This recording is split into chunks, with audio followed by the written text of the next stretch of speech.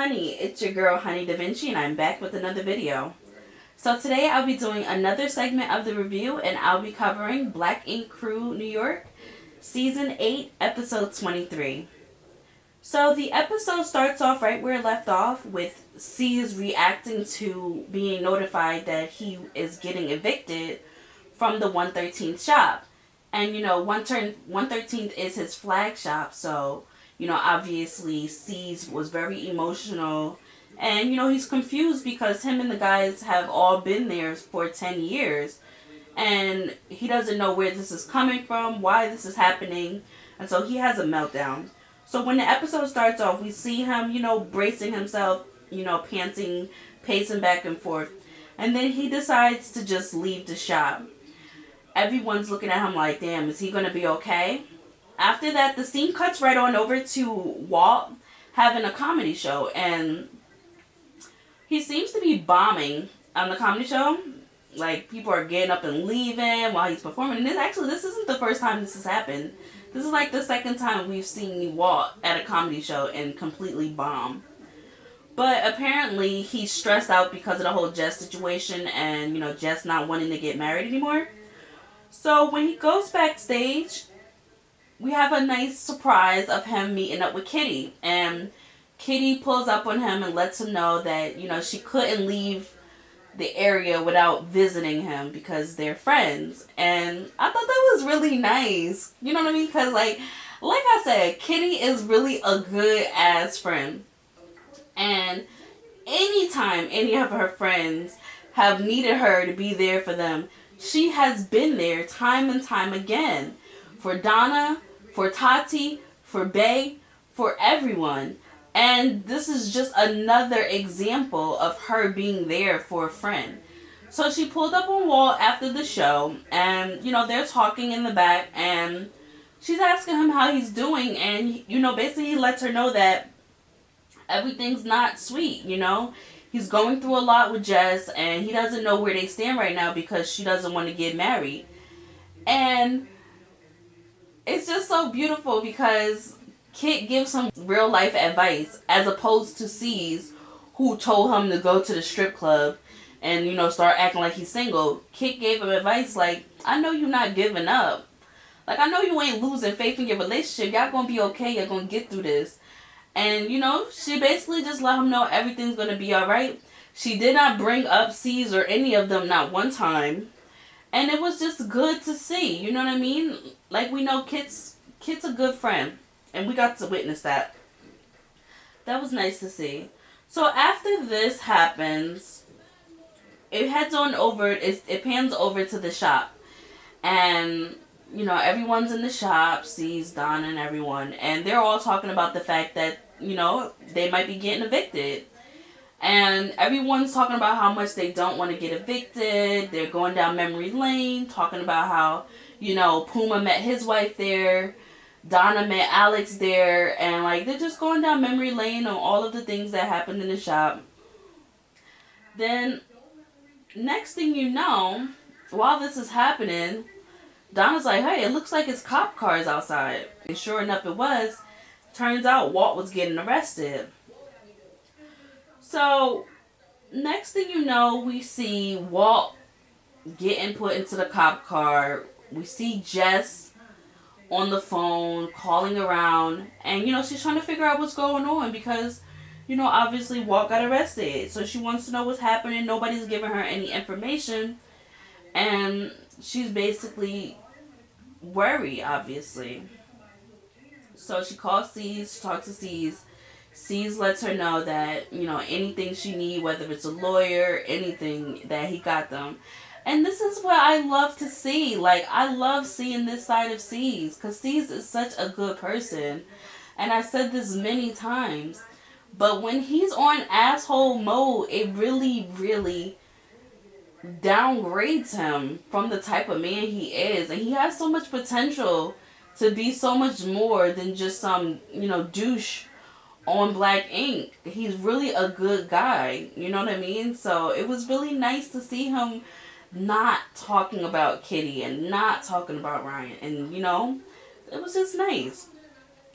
So Next, it pans over to, C's and Namar at the shop again, and C's lawyer comes in to let them know, what's going on with the whole eviction and the landlord and everything. So C's is expecting his lawyer to pull up with the lease for him to sign and things to be worked out, but instead the lawyer pulls up with some, upsetting news that, yeah, we can get you the lease, but the landlord is raising the rent up to $11,000 a month. And apparently that's double, almost triple the amount of rent that they pay now. So C starts going off like, what? He's going off like, I pay for these floors, I pay for these walls, I pay for all this shit. Because, he remodeled the shop a few times. But C's, how you in there remodeling a shop and you don't own it? Like, you get what I'm saying? Like, I understand that's your business, but like, you're putting money into someone else's property. That's like me renting out a house and remodeling a house and building a house up and things like that, and then I don't even technically own the shit and can get kicked out at any moment. You know what I mean? So it's like, what are you doing? Now the landlord didn't raise the rent to $11,000 a month, and you sitting here looking stupid because the landlord about to take your new floors, take your new walls, take your new reception stand, and your new tattoo areas. Like, all because you didn't, cross your T's and dot your I's. So, he was real upset about that. So, when we see him again, C's heads over to Councilman Carnegie to seek some advice. And he lets Councilman Carnegie know that he might be losing 113. And, he lets Councilman Carnegie know that basically his landlord's being shiesty and trying to get over on him, which is wrong. But like, see, you on national TV flexing. That's right. I'm running things. I'm running things. Cream corn. That's why they call me that. Smooth. I got more measure for your pleasure. Stick with me, baby. I'll have you farting through silk. And let a nigga mess with me. I'll jump on him. All 93. I got the big Rex. Yo, me. I got the gigantic Rex. In it's all hundreds. You see? I know 20, I got 20s right here too. But this really don't matter.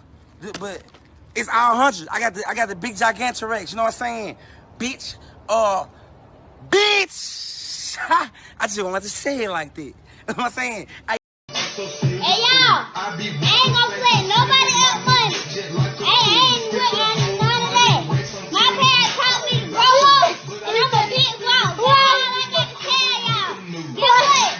I got this money. I ain't finna play nobody else money but mine. But mine. That's how you know right now. This my money. This ain't nobody else money. Buying mansions, every season we see you buying a mansion. You be renting it, but then nonetheless, you be dropping bread on the mansions for Bae's wedding, for Kitty's mom passing away, for parties when you went to Miami. Like, you just be dropping hella bread. So obviously, if your landlord is a shiesty landlord, he gonna take notice on the fact that you spending all this bread, and he gonna want to cut it a pie too. You know what I'm saying? So Councilman Carnegie lets C's know that maybe he should probably protest, because he has a lot of community support, and if he lets the community know what's going on, he feels like the community will back C's and support the Black Ink business. C's is kind of, hesitant to do it because he's embarrassed by it, and rightfully so. I can understand being embarrassed by that, especially after putting on that front and that show that you was putting on with Black Ink Crew Chicago.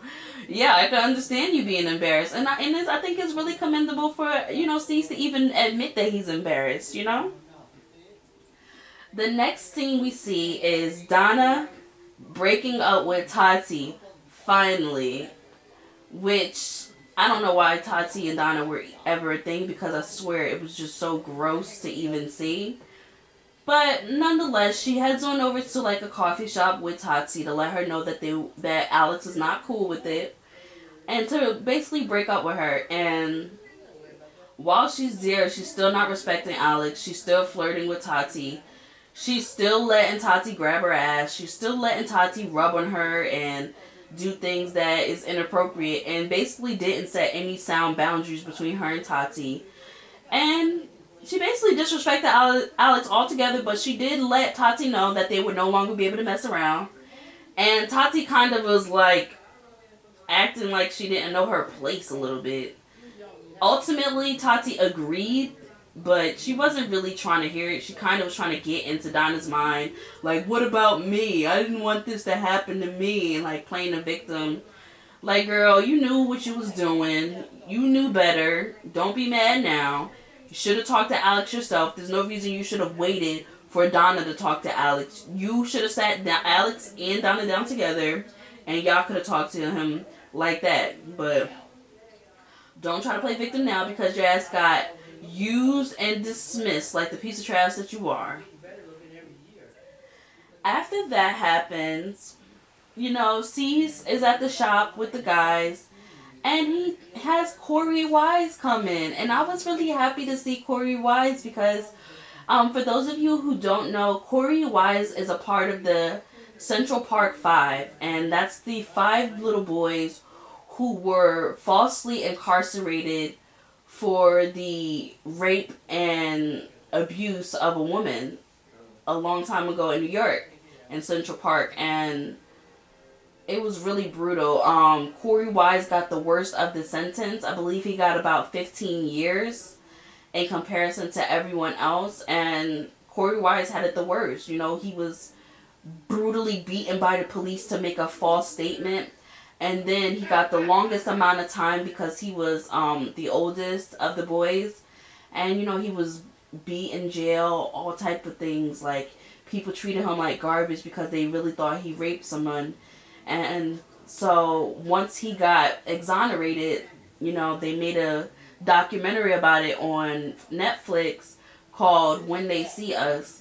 And man, ooh, I'm getting emotional even thinking about it. That documentary had the whole world at a standstill because it was just terrible what they did to them little boys or whatever. So, you know, he had him come in, and, you know, it was nice to see Corey Wise again, the real Corey Wise. And he got a tattoo of a lion on his chest above his heart, and he deserves that type of tattoo because he is so courageous and strong and lion-hearted for being able to withstand all the things that he'd been through.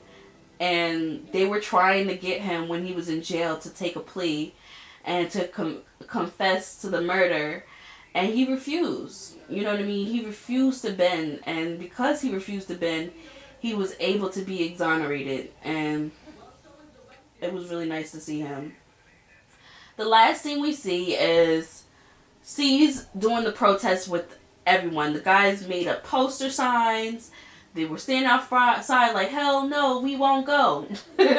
And they were like protesting everything. And then that's when, boom, the freaking realtor and like a person who was basically trying to buy property with the realtor came to Black Ink while everyone's protesting, trying to get inside. And C's like, y'all got me effed up. Y'all not coming up in here right now while we doing this. Y'all could come back another day. Like, y'all not doing this. We got 30 days. We are not out of the property yet. Y'all not doing this right now. And so we see like an altercation about to go off right before the scene cuts off. Ultimately, this was a very boring episode. Very lame. Very boring. And I'm sad to say it, like, right now, Black Ink Crew New York is really bottoming out compared to Black Ink Crew Chicago. It's not a competition, but I noticed that once the narrative of being on Kitty and Ryan stopped, it's like this episode was so whack. It was like nothing. You know what I mean? Like, it was like nothing. It was like, it was nice to see C's not worrying about Kit and everything, but it still wasn't as entertaining. So, you know, but girl, I saw the, you know, next time on Black Ink Crew, you know, they showed a little clip at the end, and mother freaking, you know, Walter ended up getting out of jail, or whatever, and him and Jess decided that they're going to move forward with the wedding. So, freaking, on the next time I saw in the little clip that Walter is getting married to Jess, and he invites the whole cast to come, and none of them came because something was going on where they had to go out of town. Then Walt is like, dang, nobody's going to be able to be here, so he invited Richard and Kitty to come to like his mansion or whatever to spend the engagement weekend before the wedding and come to the wedding. And then next thing you know, everyone shows up. Oh my gosh, I can't wait to see the next episode to see what's gonna happen. Oh, I hope they don't jump Kitty, yo. I swear to God, they better not jump Kitty. Oh my gosh, they better not jump. Oh my gosh, I can't wait to see what's gonna happen. Like, and then Richard's there. I hope he protects Kitty. Oh my gosh, pray for Kitty, y'all. Pray for Kitty. But we gotta see what's gonna happen next week. I'm so excited to see the next episode. But that's my review on Black Ink Crew Season 8, Episode 23. Don't forget to like and subscribe, you guys. I love you guys so much. Thank you so much for the support. Have a great day.